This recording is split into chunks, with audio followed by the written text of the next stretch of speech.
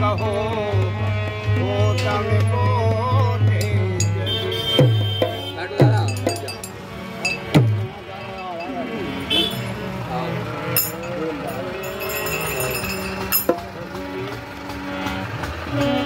हरे सीताराम के बिना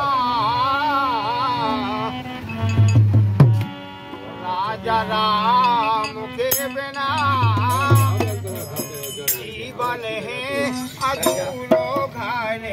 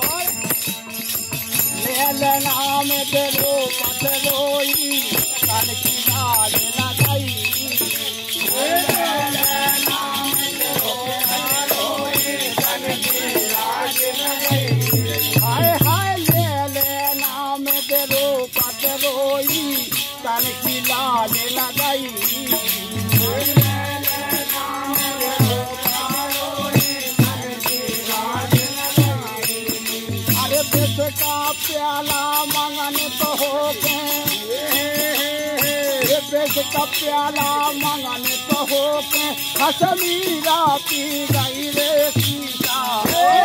राजा सीता राजा के बिना हो राजा राम के बिना जीवन है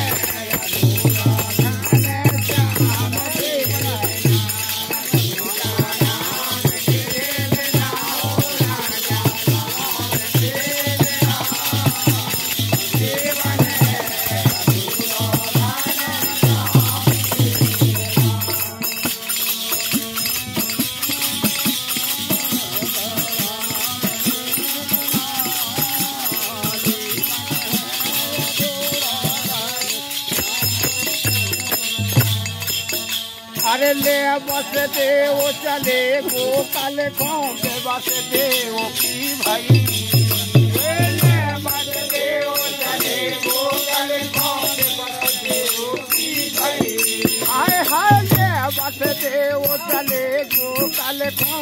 बेबस देवों की भाई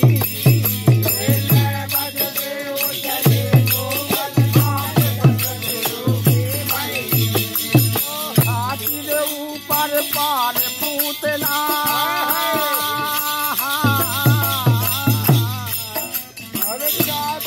ऊपर पार पूतना दूध पिला कर गई रे